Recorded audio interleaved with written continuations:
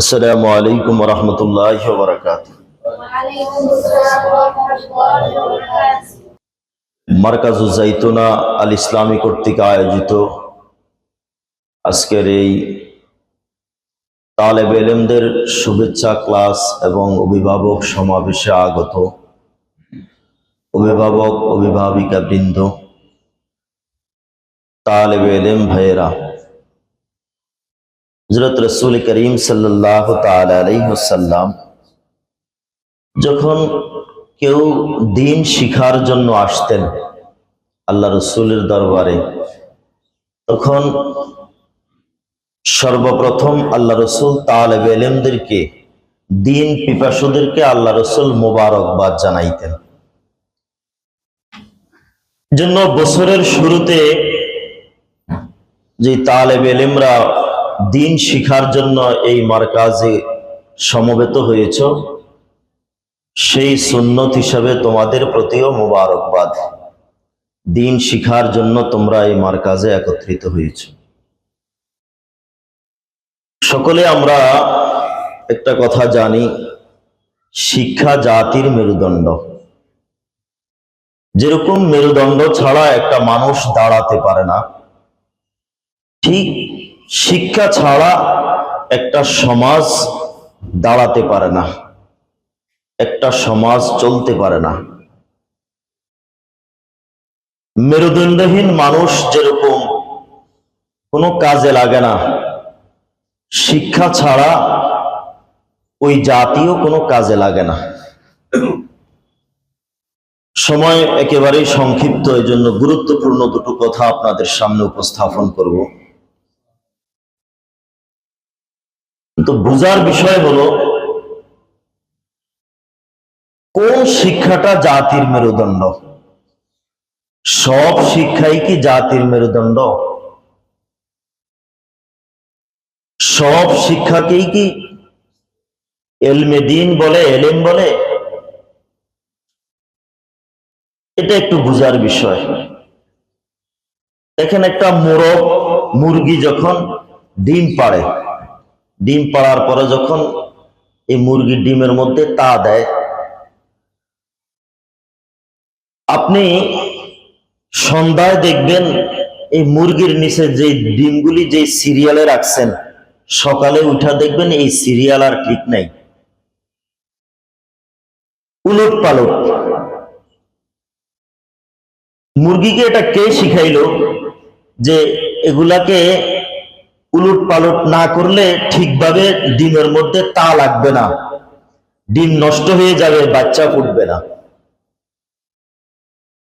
এটা মুরগিকে কে শিখাইলো? এরপরে মানুষ জন্মগ্রহণ করার জন্য, দুনিয়াতে আসার জন্য একটা কুদরতি রাস্তা আছে, যে কুদরতি রাস্তার মাধ্যমে আমরা দুনিয়াতে এসেছি। কিন্তু ডিম থেকে বাচ্চা বাইর হওয়ার জন্য কোনো কুদরতি রাস্তা নাই, এটা সিজার লাগে। সিজারের মাধ্যমে ডিম থেকে বাচ্চা বাইর হয়। কিন্তু মুরগি কি কোনো ডাক্তারখানায়, কোনো হাসপাতালে, কোনো মেডিকেলে পড়ছে যে সে সিজার কিভাবে করতে এটা শিখছে? কিন্তু এমন জায়গার মধ্যে সে ডিমকে ফুটা করে যেখানে দিয়া মুরগির বাচ্চা নিঃশ্বাস ছাড়তে পারে। আল্লাহ রাব্বুল আলামিন তাকে কিভাবে শিখাইছেন। এরপরও কেউ মুরগিকে বড় শিক্ষিত বলে না। মৌমাছি মৌচাকের মধ্যে মধু সংগ্রহ করে, খুব সংক্ষেপে ইশারা দিয়ে যাচ্ছে, একটা মৌমাছি নির্ভেজাল মধু সংগ্রহ করার জন্য কমপক্ষে তার বাসা থেকে 80 মাইল দূরে যায়। 80 মাইল দূর থেকে মধু সংগ্রহ করে আসে, একদিনের জন্য সে রাস্তা ভুলে না। আর আমরা একটা এলাকার মধ্যে একবার যাওয়ার পরে আবার কখনো কোনো প্রয়োজনে যদি যাওয়া লাগে, দ্বিতীয়বার আবার ঠিকানা নেওয়া লাগে, ভুলে যাই। কিন্তু একটা মৌমাছি 80 মাইল দূর পর্যন্ত যায়, এরপরেও সে কোনোদিন রাস্তা বলে নাই। এরপরও মৌমাছিকে বড় শিক্ষিত বলে না। একটা বাবুই পাখি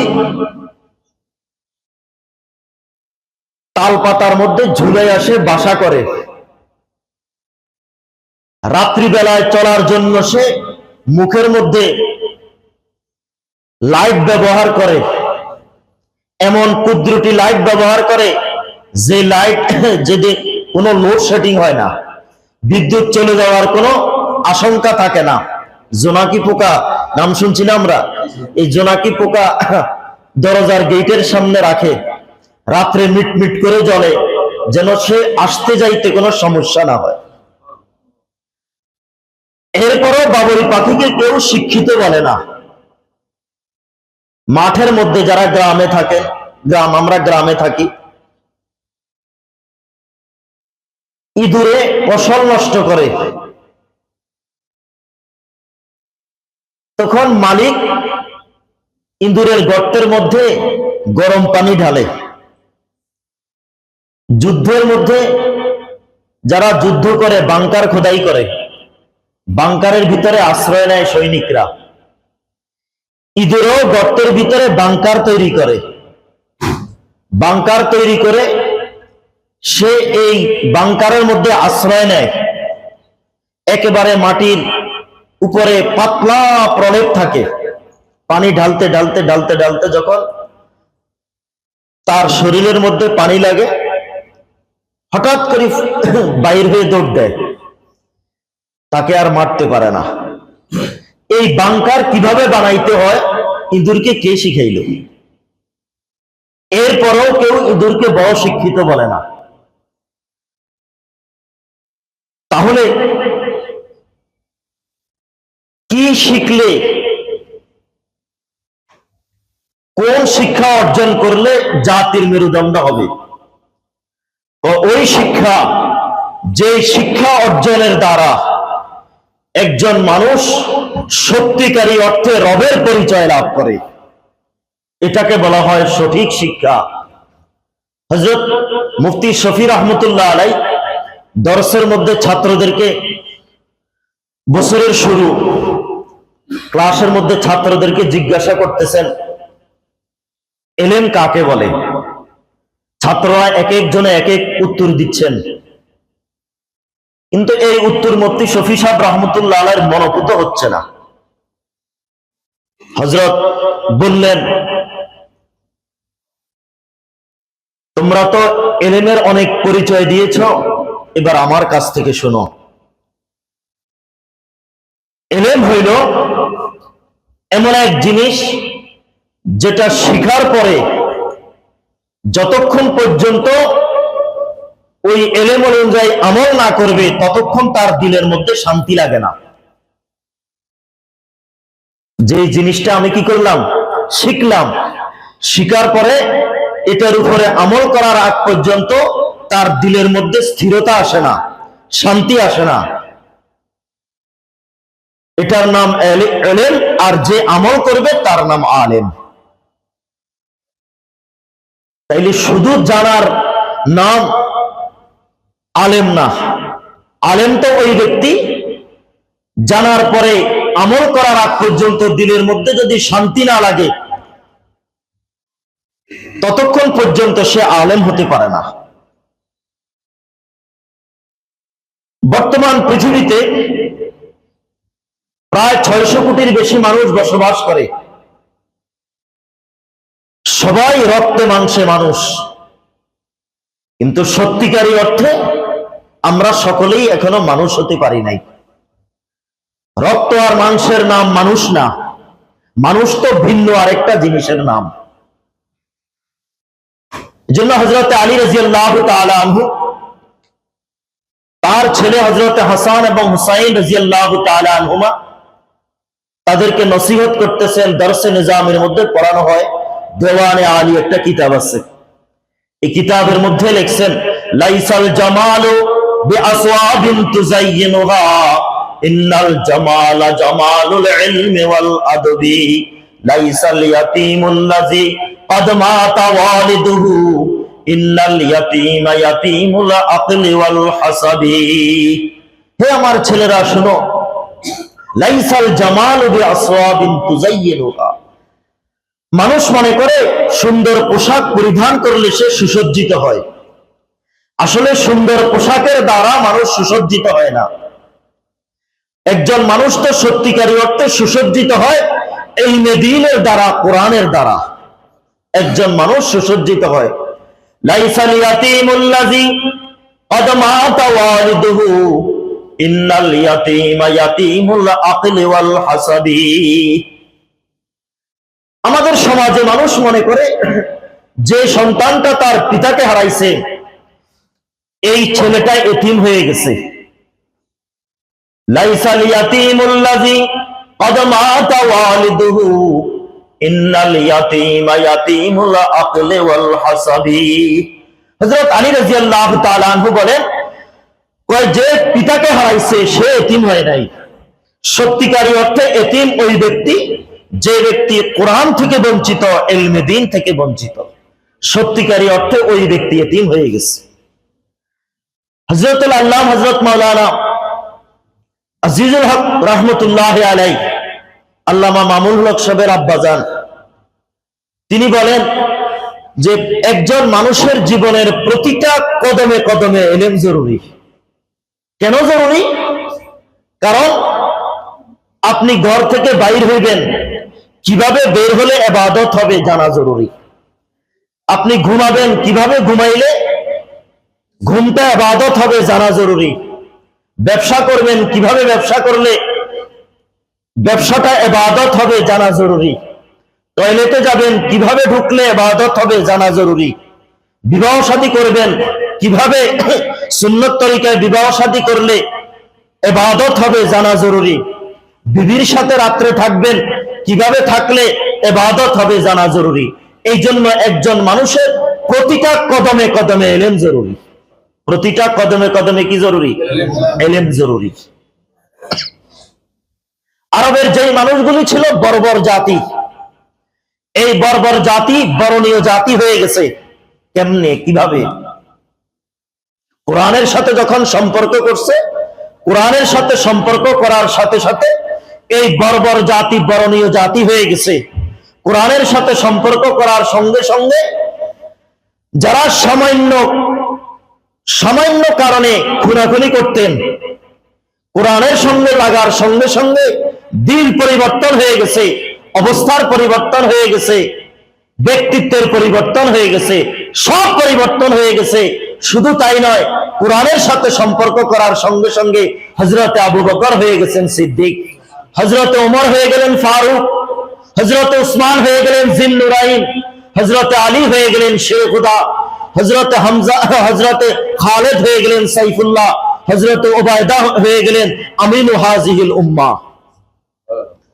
আল্লাহ রাব্বুল আলামিন কোরআনের সাথে সম্পর্কের বরকতে জিন্দেগির পরিবর্তন করে দিয়েছেন। জিন্দেগির পরিবর্তন করে দিয়েছেন।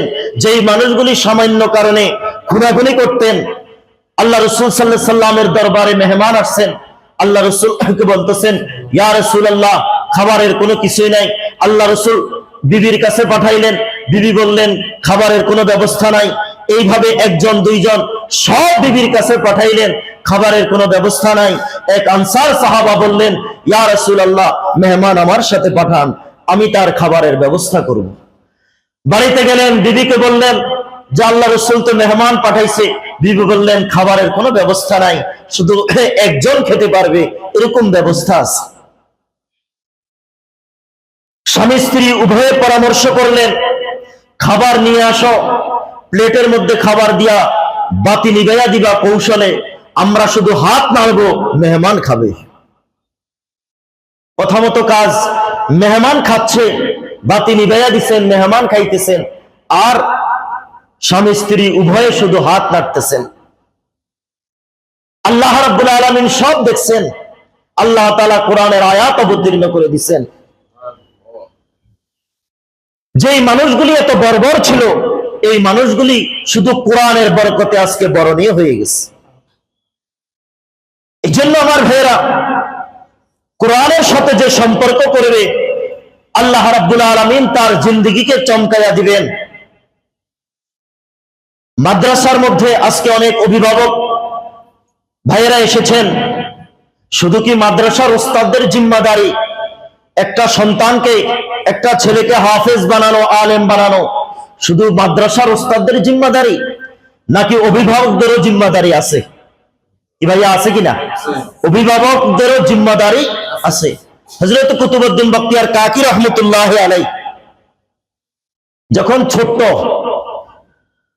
আব্বা আম্মা উভয়ে পরামর্শ করলেন এমন ভাবে তাকে তৈরি করব যেন সর্ব অবস্থায় সে আল্লাহ তাআলাকে রব বলে স্বীকার করে, আল্লাহ তাআলার উপরে তাওয়াক্কুলওয়ালা জিন্দেগি সে গঠন করে।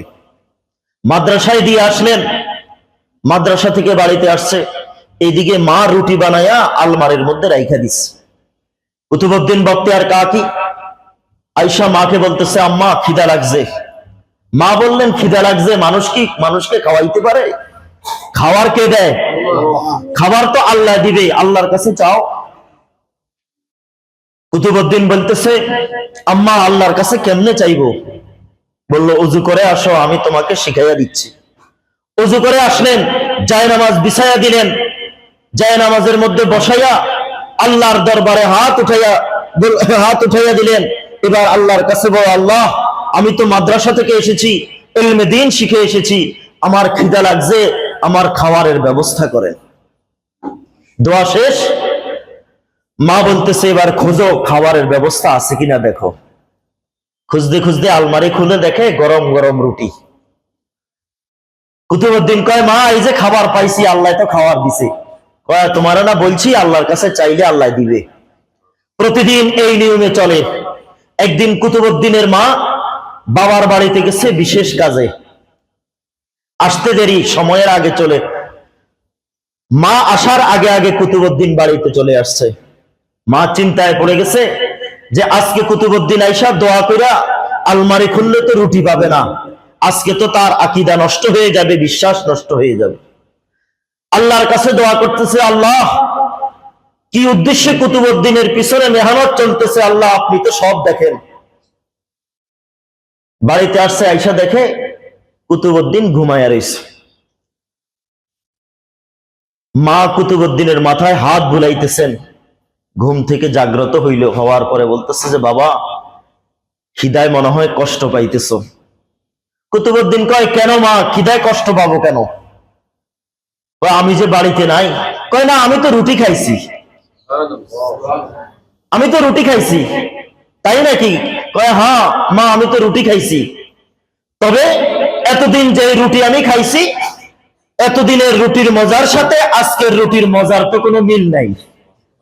আল্লাহু আকবার, আজকের রুটির কোনো মজার কোনো মিল নাই। মা বলতেছে, কি ব্যাপার? কুতুবউদ্দিন বলতেছে, আম্মা বাড়িতে আসছি, আসার পরে আপনি নাই, ওযু করছি, জায়নামাজ বিছাইছি, আল্লাহর কাছে বলছি, আল্লাহ আমার তো খিদা লাগছে, আমার মা তো আজকে বাড়িতে নাই, আমার মা তো আজকে বাড়িতে নাই, আল্লাহ আমার খিদা লাগছে। এই দোয়া করে যখন আলমারি খুলছি, দেখি তাজা রুটি রাখা, কিন্তু এই রুটির সঙ্গে কোনো মিল পাওয়া যায় না। মজা, এরকম এক মজা দুনিয়ার কোনো খাবারের সঙ্গে এটার মিল পাওয়া যায় না। আজকের রুটির মজার সঙ্গে মিল পাওয়া যাবে কিভাবে? কারণ আজকের রুটি তো আল্লাহ তাআলা জান্নাত থেকে পাঠাইছেন, জান্নাত থেকে পাঠাইছেন। এই জন্য আজকের রুটির সঙ্গে মজার কোনো মিল পাওয়া যায় না। কুতুবউদ্দিনের মা কাঁদতেছেন আর আল্লাহর কাছে বলতেছেন, আল্লাহ কুতুবউদ্দিনের মায়ের জীবন সার্থক হয়ে গেছে। কুতুবউদ্দিনের মা যে উদ্দেশ্যে সন্তানকে লেখাপড়া করাইতেছেন, আজকে কুতুবউদ্দিনের মায়ের জীবন সার্থক। কুতুবউদ্দিনের জন্য আসমানের রিজিকের দরজা খুলে গেছে। আল্লাহ আপনি তার জন্য জান্নাত থেকে খাবার পাঠাইতেছেন, জান্নাত থেকে খাবার পাঠাইতেছেন। লাইসাল জামালু বিআসওয়াবিন তুযায়িনুহা, ইন্নাল জামালা জামালুল ইলমি ওয়াল আদবি, লাইসাল ইয়াতীমুল্লাযী قد مات والده ان اليتيم يتيم العقل والحسب। এই জন্য যে ব্যক্তি ইলমে দ্বীন থেকে বঞ্চিত, সত্যিকারী অর্থে সে এতিম হয়ে গেছে। যে ইলমে দ্বীন থেকে বঞ্চিত, হযরত বাইজিদ বুস্তামি রাহমাতুল্লাহ আলাইহি, তার মা তাকে মাদ্রাসায় দিয়ে আসছে। যা বলছে উস্তাদকে যে হুজুর ছেলেটা আলেম হওয়ার আগে তাকে ছুটি দিবেন না। লম্বা সময় মাদ্রাসার মধ্যে থাকতেছেন, হঠাৎ করে একদিন মায়ের কথা এরকম মনে হয়েছে, মন আর মানে না। উস্তাদের কাছে যায় বললেন হুজুর আমাকে একটু ছুটি দেন। বললো কেন? আমার মার কথা মনে হয়েছে, একটু মারে দেখতে যাবো। এই কথা বলার পরে আরে এর মায় তো কিছু ছুটি দিত না, এখন ছুটি দিলে তো সে বাড়িতে চলে যাইবো। এই জন্য অনেকগুলি পড়া দিছে, পড়া দিয়া বলছে যে এই পড়াগুলি যদি তুমি সকালে শোনাইতে পারো তাইলে তোমাকে ছুটি দিব। উস্তাদের খেয়াল হলো যেই পরিমাণ পড়া সবক দিছি এটা তো সে অল্প সময়ে এই সময়ে মুখস্থ করতে পারবে না। কিন্তু হযরত বাইজিদ বুস্তামি রাত্রে পুরো সবক মুখস্থ করে ফেলছে। সকালবেলা উস্তাদের কাছে এসে বললেন হুজুর আমার পড়া শুনেন, পড়া ইয়াদ হয়ে গেছে। বললো শোনাও। পুরা সবক শুনাইয়া দিছে। শুনাইয়া দেওয়ার পরে কয় শর্ত মতো তো এখন ছুটি আমি পাও না। কয় হ্যাঁ শর্ত মতো ছুটি পাও না, ঠিক আছে যাও। দৌড় দিছে বাড়িতে দৌড় দিয়ে আইসা দেখে দরজা বন্ধ। মা মা বলে ডাক দিছে। ডাক দেওয়ার পরে ভিতর থেকে আওয়াজ দিছে কে তুমি? মা আমি তোমার বাইজিদ আসছি, দরজা খোলো। কোন বাইজিদ? আমি তোমার ছেলে বাইজিদ। কয় না আমার বাইজিদ তো এখন বাড়িতে আসার কথা না। মা আমি তোমারে এক নজর দেখে চলে যাবো। কয় না না আমার বাইজিদকে মাদ্রাসায় দিয়ে আসছি, পড়াশোনা শেষ করার পরে সে আসবে, এখন তো আমার বাইজিদ আসার কথা না। হযরত বাইজিদ বুস্তামি বুঝতে পারছে আমার বাড়িতে আসাটা আমার মা পছন্দ করে নাই, এই জন্য দরজা খোলার জন্য আর দাঁড়াইয়া থাকে নাই, আবার চলে গেছে। সেই বাইজিদ বুস্তামি কিয়ামত পর্যন্ত আনেওয়ালা সমস্ত উম্মত বাইজিদের নাম শ্রদ্ধার সাথে স্মরণ করবে। হযরত বাইজিদ বুস্তামি এইভাবে এলিমের রাস্তায় নিজের জীবনকে উৎসর্গ করেছেন। হযরত খাজা মঈনুদ্দিন চিশতি রহমতুল্লাহ আলাই, ইশারা দিন সময় শেষ হলো। হযরত খাজা মঈনুদ্দিন চিশতি রহমতুল্লাহ আলাই, আমরা ইতিহাস জানি, যার হাতে হাত দিয়ে 90 লক্ষ বিজাতি মুসলমান হয়েছে। 90 লক্ষ বিজাতি মুসলমান হওয়ার পর বাড়িতে আসছেন। আয়েশা মাকে বলতেছেন যে মা তোমার জন্য সুখবর আছে। কি সুখবর? মা সুখবর হইল আমার হাতে 90 লক্ষ বিজাতি মুসলমান হয়েছে। মা বলতেছে এটা কি তুমি তোমার বুজুর্গি মনে করতেছ? হযরত খাজা মঈনুদ্দিন চিশতি রহমতুল্লাহ আলাইহি বলেন যে মা তুমি কি বলতেছো আমি তো বুঝতেছি না। কয় এটা তোর বুজুর্গি না তো। কয় কার বুজুর্গি মা? আমার হাতে 90 লক্ষ বিজাতি মুসলমান হয়েছে, অবশ্যই তো এটা আমার বুজুর্গি। মা কয় না এটা তোর বুজুর্গি না, এটা তোর মায়ের বুজুর্গি। মা কিভাবে আপনার বুজুর্গি? বলল মাইনুদ্দিন তোকে আমি 2 বছর পর্যন্ত দুধ পান করাইছি, এই 2 বছরের দুধ পানের সময় কোনোদিন বিনা ওযুতে তোরে দুধ পান করাই নাই। আমি যতদিন তোকে দুধ পান করাইছি, যতবার করাইছি ততবার ওযু কইরা এরপরে দুধ পান করাইছি। ওযু করে তোকে দুধ পান করানোর কারণে আজকে 90 লক্ষ বিজাতি তোমার হাতে হাত দিয়া মুসলমান হয়েছে। এটা তোমার বুজুর্গি না, এটা তোমার মায়ের বুজুর্গি। এই জন্য ভাইয়া এলেম এটা এমন এক জিনিস, আল্লাহ রাব্বুল আলামিন গান্দা নাপাক কলবের মধ্যে এই এলেম দেয় না। এলেম বড় দামি জিনিস, যেটা লৌহ মাহফুজ থেকে এসেছে। এই জন্য আব্বা আম্মা দ্বীনের উপরে চলা জরুরি। একটা সন্তানকে হাফেজ বানাইতে হইলে, আলেম বানাইতে হইলে আব্বা আম্মাও দিনদার হওয়া জরুরি। আব্বা আম্মা যদি দিনদার না হয় তাহলে ওই সন্তানটা বদ্দিন হয়ে যায়, ওই সন্তানটা সঠিক আলেম হইতে পারে না। এই জন্য মা বোনেরা যারা আপনার সন্তানকে হাফেজ বানানোর জন্য মাদ্রাসায় দিয়েছেন, হাফেজ বানানোর জন্য, আলেম বানানোর জন্য দিয়েছেন, আপনি 1 নম্বর কাজ হলো সর্ব অবস্থায় পর্দা মেনে চলবেন। পর্দা মেনে চলা আপনার জন্য জরুরি। আব্বার জিম্মাদারি হলো আপনি সব সময় হালাল রোজগার করবেন। যদি এই হারাম যদি আপনার সন্তানের পেটে যায় তাহলে এই সন্তান আলেম হইতে পারবে না, হাফেজ হইতে পারবে না। এই জন্য আব্বা আম্মাকেও দিন মেনে চলা জরুরি, তাহলেই সন্তান সত্যিকারী অর্থে আলেম হবে, হাফেজ হবে, আলেম হবে, হাফেজ হবে। দোয়া করি আল্লাহ রাব্বুল আলামিন এই প্রতিষ্ঠানকে দিন বা দিন তারাক্কি নসিব ফরমান। আল্লাহ রাব্বুল আলামিন এই প্রতিষ্ঠানকে ভরপুর কামিয়াবি দান ফরমান। যারা এই মাদ্রাসার মুহিব্বিন, মুতাআল্লিকিন, আহলে খায়ের, যারা এই প্রতিষ্ঠানের পরিচালনার জন্য নিরলস পরিশ্রম করে আসতেছেন, আল্লাহ রাব্বুল আলামিন আপনাদের জন্য এটা যেন নাজাতের উসিলা হিসাবে আল্লাহ তাআলা কবুল ফরমায়। কিয়ামতের ময়দানে তালেবে ইলমের জামাতের সাথে যেন জান্নাতে যেতে পারেন, তালেবে ইলমের জামাতের সাথে যেন আপনাদের হাসর হয়। দোয়া করি আল্লাহ রাব্বুল আলামিন কবুল ফরমান। সুবহানাকা লা ইলমা লানা ইল্লা মা আল্লামতানা ইন্নাকা আনতাল আলিমুল হাকীম ওয়া আরিনা মানাসিকানা ইন্নাকা আনতাত তাওয়াবুর রহিম। আসসালামু আলাইকুম ওয়া রাহমাতুল্লাহ।